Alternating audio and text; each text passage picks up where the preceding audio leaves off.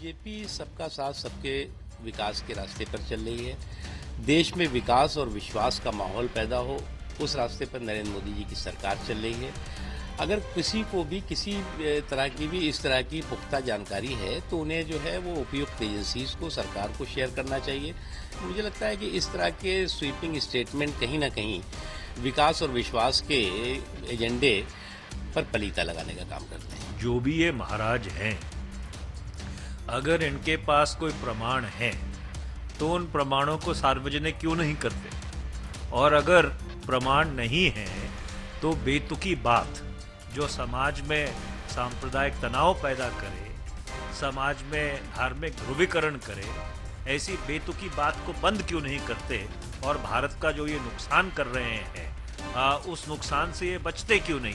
ये बड़ी दुर्भाग्यपूर्ण बात है कि कुछ संस्थाएं और कुछ व्यक्ति देश को जोड़ने के बजाय देश को तोड़ने की बात करते हैं। अलग अलग समुदाय को जोड़ने की इस वक्त ज़रूरत है, देश को इकट्ठे रखने की ज़रूरत है, देश की एकता ज़रूरत है, देश की अखंडता ज़रूरत है, न कि इस तरह की टिप्पणियाँ करके देश का विभाजन कर दें, देश के टुकड़े कर दें या किसी समुदाय पर टिप्पणी करके उसको अलहदा करने की कोशिश करना।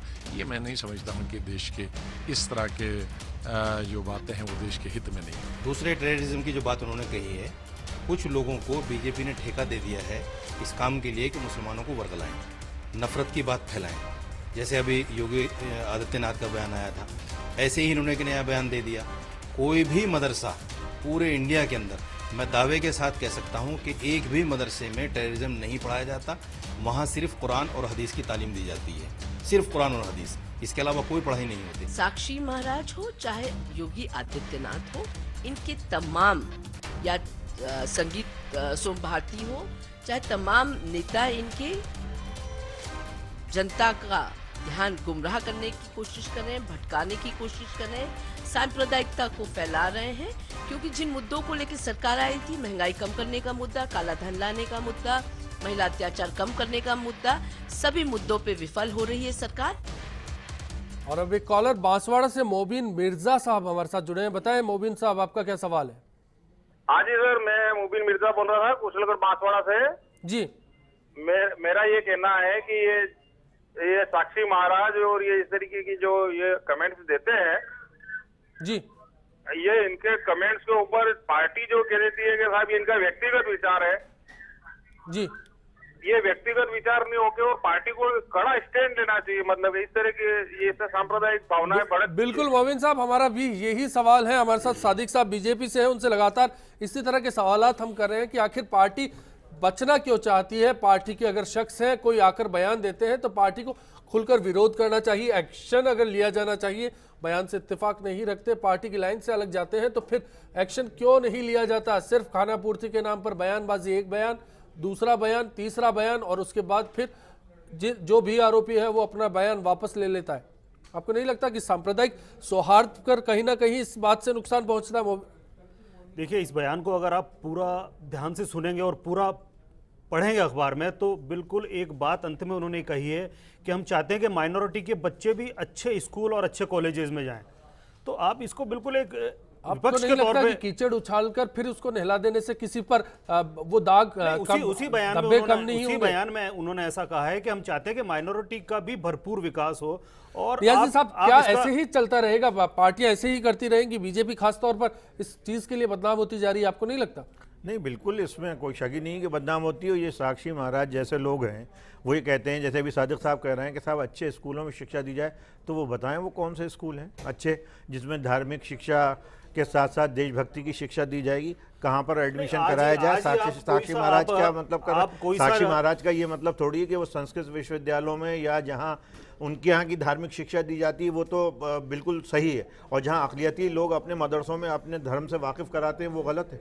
देखिए, आज कोई सा भी न्यूज़पेपर आप उठाकर देखेंगे तो आप पाएंगे उसमें कि आज फ्रंट पेज पे और अंदर के पेजेस पे पूरा पेज का एक ऐड आया है जो माइनॉरिटी के स्कॉलरशिप से जुड़ा हुआ है। आप ये मत कहिए कि सरकार माइनॉरिटी के लिए कोई काम नहीं कर रही, सरकार सरकार बहुत काम कर रही है सरकार माइनॉरिटी के लिए। अभी नहीं कर रही है, ये तो आ रहा हूं, पहले खान से खान साहब आपके पास पहले जा से रहा हो रहा है काम। तो अभी मोदी जी ने कौन सा ऐसा नया काम किया है जिससे आप ये कह सकें कि सरकार माइनॉरिटी के लिए ये काम कर रही है? 100 करोड़, आपने कहा 100 करोड़ रुपए मदरसों के लिए दिए, तो मदरसों के लिए इससे पहले भी दिए जाते रहे।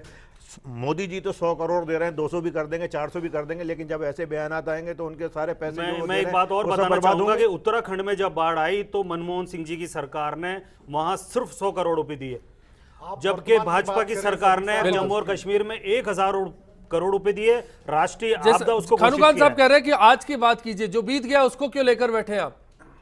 नहीं, जो बीत गया उसके देखिए, ये नतीजे 100 आ रहे हैं ना करोड़ हमारे की बार-बार सामने। ये जब से बैठे हैं 100 करोड़ की बात 100 करें करोड़। कि सरदार पटेल की मूर्ति बनाने में कितने करोड़ रुपए दिए जाते हैं, और हिंदुस्तान की अकलियत को 100 करोड़ रुपए देके क्या चुप रखना चाहते हैं? सरदार पटेल आप देश की राजस्थान आजादी के बात सिपाही कीजिए। रहे हैं, उन्होंने राजस्थान आजादी की की लड़ाई सरकार की लड़ी बात है। कर ले, राजस्थान के मदरसा बोर्ड की स्कॉलरशिप किसने बंद की? राजस्थान के देखिए, मदरसा बोर्ड राजस्थान की हॉस्टल को सरकार किसने की बंद अगर किया? आप बात करेंगे रिक्रूटमेंट तो किसने उन्होंने बंद किया? गोपालगढ़ हमें दिया बात है। सुनो, गोपालगढ़ पे जाओगे आप, पीछे जितने उन्होंने जाओगे आपको दारिया, लॉस होगा। आप अशोक ये योगी अशोक महाराज गहलोत जी ने किया। दारिया और मैं एनकाउंटर में आपके द्वारा माइनॉरिटी के पूछना अफसरों चाहता को हूं, ये जेल में मुझे ये बता पटकाया। दे कि हिंदुस्तान में जितने आतंकवादी हमले माइनॉरिटी के नाम पे किए गए, अजमेर में बम ब्लास्ट हुआ, कौन पकड़ा गया था? समझौता एक्सप्रेस में कौन पकड़ा गया था? बेंगलोर में कौन पकड़ा गया था? बंबई के बम कांड, जो बंबई के कब्रिस्तान में बम कांड हुआ था, उसमें कौन पकड़ा गया था? वो आरएसएस या बजरंग दल के मिलने वाले लोग थे जो साक्षी महाराज बोल रहे हैं। मैं अशोक गहलोत और वसुंधरा राजे की, राजस्थान की अकलियत की बात नहीं कर रहा, मैं आतंकवाद की बात कर रहा हूं, जो आज वसुंधरा जी और साक्षी महाराज कह रहे हैं।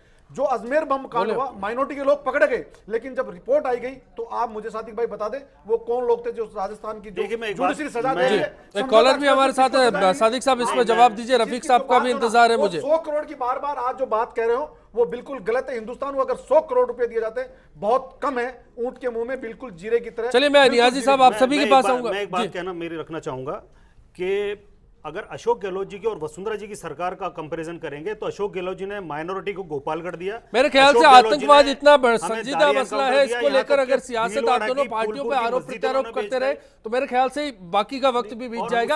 असलम साहब जयपुर से हमारे साथ है, नियाजी साहब मैं आपसे जुड़ूंगा, उससे पहले असलम साहब की राय जानना चाहूंगा। सर मेरा एक मैसेज है जी, आप लोगों के लिए, सब व्यूअर के लिए, कि मैं एक सवाल पूछना चाहता हूं कि एक मदरसे को और एक टेररिज्म को एक साथ क्यों जोड़ा जा रहा है? जी ठीक है, मेरा एक सवाल है आप सभी के लिए, व्यूअर के लिए एक मैसेज है, मदरसे को सबके साथ क्यों जोड़ा जा रहा है? मदरसा एक ऐसी चीज है जहाँ से सिर्फ हाफिज निकलता है। हाफिज को बनना मेरे और आपकी भी बस की बात नहीं है, ठीक है, हाफिज निकलते हैं ठीक है मदरसे में, और एक टेररिज्म होता है, उसको इससे जोड़ा जा रहा है। ठीक है, कोई भी जाहिल आदमी मदरसे के बारे में ऐसा कुछ भी कैसे भी कमेंट करता है, उसको कोई फर्क नहीं पड़ता। शुक्रिया असलम साहब, निश्चित तौर पर एक बहुत उम्दा सवाल आपका है और हम इसी को लेकर चर्चा कर रहे हैं कि दरअसल आतंकवाद इतना संजीदा मसला है, इसको लेकर क्यों हल्के में सियासत की जाती है। रफीक साहब, आपको नहीं लगता कि आतंकवाद पर बात खुलकर हो तो कम से कम बड़े पैमाने पर हो, क्योंकि देश की समस्या है ये, इसको किसी कौम के साथ जोड़ा जाना, किसी संस्थान के साथ जोड़ा जाना, इसको मसले को हल्का कर देता है? बिल्कुल सही बात है। सबसे पहले तो हम आतंकवाद से मुकाबला तभी कर सकते हैं जब अपन एकजुट हो। अब ये नेता है या आतंकवादी के रूप में कोई घुसा है जो लोगों को अंदर से ही फैला, एक दूसरे से दूर कर रहे हैं जी। तो जब ये अंगुलियां दूर रहेगी तो मुकाबला कैसे करेगी? मुट्ठी तो मुकाबला कर सकती है। तो कम से कम बीजेपी जो दम भरती है कि हमारी पार्टी पढ़ी लिखी पार्टी है, तो आप कम से कम जो बाबा जी भी पार्टी में लाए, मेरा तो ये रिक्वेस्ट है कि उनके कम से कम उनका नॉलेज और मानसिक और जो सद्गुणों का उनका अभ्यास है, उनको तो ये देख ले कि ये जो सद्गुण की व्याख्या करते हैं क्या आचरण में भी वो उतारते हैं क्या? चलिए नियाजी साहब, आप कुछ कहना चाह रहे थे उस दौरान, जैसा कि असलम साहब ने जिक्र किया, लेकिन मसला मैं फिर वहीं आता हूँ, आतंकवाद की अगर बात की जाती है, दहशतगर्दी की अगर बात की जाती है, तो इसको इतने संजीदा मसले को हल्के में कैसे लिया जा सकता है? आतंकवाद को मदरसों से नहीं जोड़ना चाहिए। मदरसों की तालीम अलग चीज है, आतंकवाद अगर कोई जोड़ता है फिर क्या एक्शन होना चाहिए? उसके लिए फिर गवर्नमेंट को एक्शन करना चाहिए। एक्शन लेने तो वाली वही है जब वो संविधान की ऐसी तैसी कर रहे हैं लोग बाग, संविधान में जो हमें वो दिया गया है और जो सबकी लेके चलने की बात कही गई है उसी के एंटी बोल रहे हैं, तो ये गवर्नमेंट अमन पर असर, अमन के हालात पर असर पड़ता है कहीं? बिल्कुल अमन के हालात पर असर पड़ता है। देखिए मैं आपको यहाँ ये कहता हूँ कि आतंकवाद और इस्लाम बिल्कुल एक अलग चीज़ है। इस्लाम ने कभी भी आतंकवाद की इजाज़त नहीं दी, और आतंकवादी कोई भी हो उसको कड़ी से कड़ी सज़ा मिलनी चाहिए। वो आतंकवादी किसी भी फिरके का हो सकता है। जी, सबसे पहले अपना देश है जी। अगर अपने देश की कोई बात नहीं करता है तो आप उसको सजा जरूर दीजिए, क्योंकि देश सबसे ऊपर है, उसके बाद में खान साहब आप कुछ कह रहे हैं? देखिए, बार बार अगर जो इल्जाम लगाया जाता है, इस्लाम में कतई कोई भी आतंकवाद को कहीं जायज नहीं है, ना कुरान शरीफ में कहा गया है। और जो इस्लाम के का मानने वाला, जो कुरान को मानने वाला अगर आतंकवादी है, वो मुसलमान नहीं हो सकता। चलिए, आबिद साहब हमारे साथ है नवलगढ़ से, वो भी कुछ कहना चाह रहे। खानू खान साहब बताएं, आबिद साहब आपका क्या कहना है? मेरा कहना ये है सर, मेरा पहले तो ये जितने भी, हेलो सर, जी जी सुन रहे हैं आपको। मैं ये कह रहा हूँ, आज का डिबेट है ना, आज का विवाद दूसरा है, तो ये आरोप प्रत्यारोप ना करे, क्योंकि अपने पास टाइम ही कम है। मेन चीज तो ये जी सर, ये मैं ये कहना चाहता हूँ, किसी भी धर्म पे या देश पे कोई भी नेता या कोई भी कहता है वो बहुत गलत है, उस पर तुरंत कार्रवाई होनी चाहिए, चाहे वो हिंदुओं पे बोल रहा है, देश पे बोल रहा है, या वो मुसलमानों पे बोल रहा है। इम्पोर्टेंट ये एकता को खतरा है। उसके अलावा एक चीज ये है, जो भी धार्मिक ग्रंथ है, वो कोई भी हो, धार्मिक ग्रंथ अच्छी चीजें बताता है, बुरी चीजें नहीं बताता। तो मेन ये है कि कोई भी हो, देश के खिलाफ कोई कहता है, या कोई मुसलमान हो, या कोई किसी धर्म विशेष के लिए कहता है, तो वो कोई भी हो, उसके खिलाफ। शुक्रिया आबिद साहब फर्स्ट इंडिया के साथ जुड़ने के लिए, बिग फाइट से जुड़ने के लिए। यहाँ रुकेंगे ब्रेक के लिए। ब्रेक के बाद जब आखिरी दौर में लौटेंगे तो बात करेंगे निष्कर्ष की। आखिर पूरी चर्चा के दौरान जो भी मसला उठा, उसका निष्कर्ष क्या हो सकता है? अगर किसी ने कोई सवाल उठाया है तो उसका जवाब क्या हो सकता है? ब्रेक के बाद आखिरी दौर में बात, बने रहे। पशु हत्या हो रही है, उसके बारे में जानकारी अवश्य करनी चाहिए। अगर खुफिया एजेंसी इन्हें आतंकवाद या किसी अन्य समस्या से जोड़ते हैं तो ये सबसे बड़ी बेवकूफ़ी कहलाएगी मेरी नज़र में, क्योंकि आतंकवाद और मदरसा एक अलग चीज़ होती है, जो कि पशु होती है, सामान्य कोई भी अंदर मान सकता है और इसकी ये तस्करी भी कर सकता है, जो एक बड़े स्तर पे हो चाहिए। इसको सरकार को जरूर ढूंढना चाहिए। नेताओं मंत्रियों को इस तरह के बयान नहीं देना चाहिए जिससे जनता की भावनाओं को ठेस पहुँचे और विवाद हो, झगड़े हो, ऐसी स्थिति नहीं आनी चाहिए।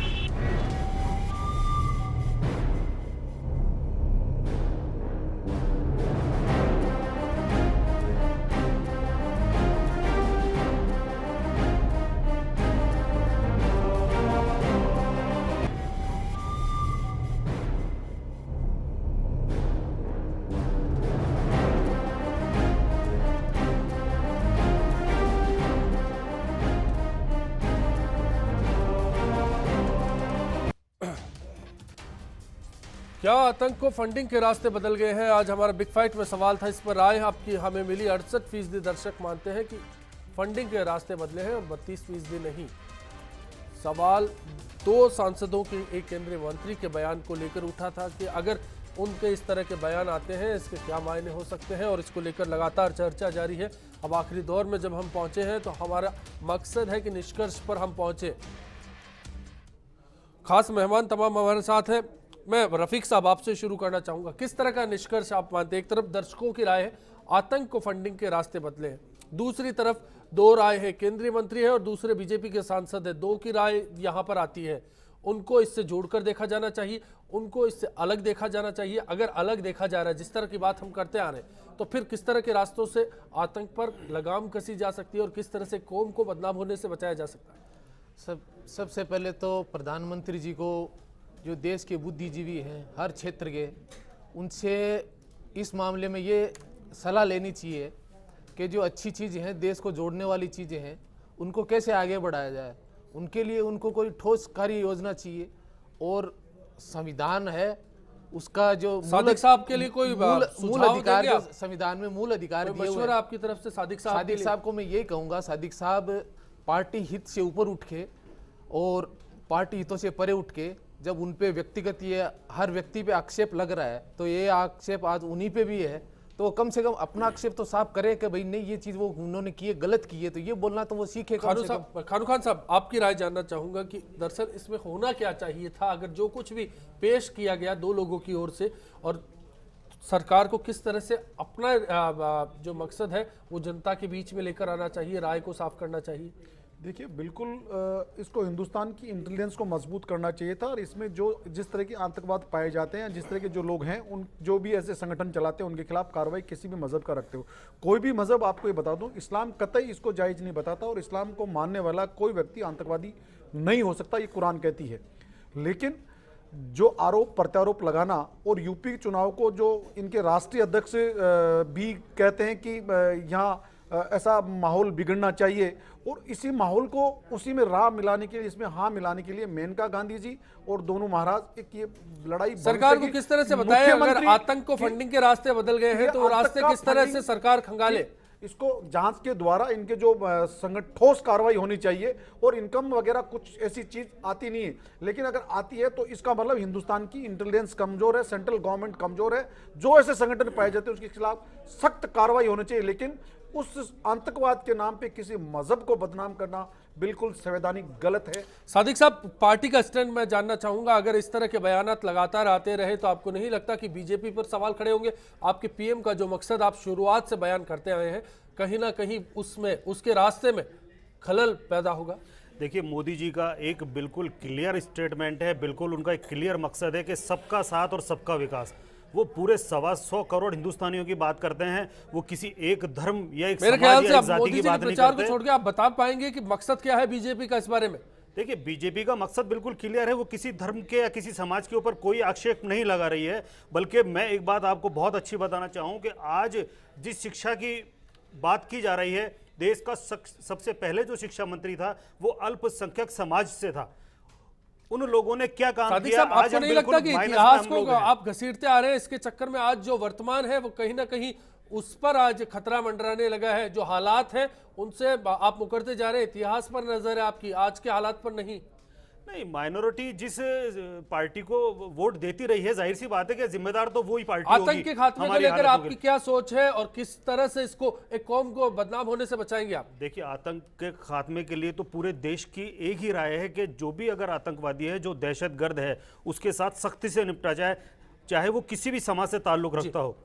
अगर वो मुल्क को नुकसान पहुंचाता है तो उसको बिल्कुल माफ ना किया जाए। मैं चाहूंगा कि आप इस चर्चा को निष्कर्ष पर लेकर आए, आखिर आप क्या सोचते हैं और किस तरह से बीजेपी कांग्रेस हो वो सियासत में ना पड़कर इस मसले की संजीदगी को समझे। आतंक के रास्ते पर अगर कोई जाता है, सरकार उसके लिए क्या करे, क्या रास्ता निकाल सकते हैं? देखिए, नियाजी साहब, आतंकवाद जो भी करे, चाहे अक़लियती फ़िरका हो चाहे अक्सरियती फ़िरके के लोग हो, उनसे सख्ती से निपटना चाहिए। जहाँ तक सवाल है मेनका गांधी का, जो इन्होंने फंडिंग का इल्ज़ाम लगाया है, तो इसकी सीधी सी बात है कि आप उच्च स्तरीय जांच करवाइए, और अगर ये इसमें सही निकलता है कि ये ऐसा है और ये पैसा इस काम में आ रहा है, तो आप उस पर रोक लगाइए। इससे किसे इनकार है? कोई अक़लियती फ़िरके का आदमी ये नहीं कहेगा कि साहब ने आपने इस कारोबार को क्यों रोक दिया, अगर इसका पैसा जा रहा है तो। लेकिन सवाल ये है कि जैसे ये लोग जो आए दिन अक़लियती फ़िरके को बदनाम करने की बातें करते रहते हैं, उनसे सख्ती से निपटना चाहिए। और चाहे उसमें अक़लियती फ़िरके के लोग हों, वो भी अगर देश को तोड़ने का काम करते हैं तो उनसे भी इसी तरीके से जब तक सरकार सही तरीके से इन लोगों से नहीं निपटेगी, सख्ती से निपटेगी, जब तक आतंकवाद जो है वो भारत से नहीं जा सकता है। सरकार को मजबूत होना पड़ेगा। हम जब मोदी जी आए तो ये सोचा गया था कि सरकार जो है बहुत सख्ती से अमल करेगी, लेकिन उन्होंने सख्ती सिर्फ एक फ़िरके पे दिखाई। दूसरे फ़िरके के लोग खुलेआम ये कहते फिर रहे हैं कि आए दिन नए इल्ज़ाम दे रहे हैं। यही आता है कि सरकार को अपनी राय साफ करनी होगी, सख्ती करनी होगी, आतंकवाद को सख्ती से अमल करने का वक्त अब आ चला है। तमाम खास मेहमानों का हम यहाँ शुक्रिया अदा करेंगे। इसी उम्मीद के साथ आपसे विदा लेंगे कि आने वाला कल आपके लिए आज से बेहतर साबित हो। नमस्कार।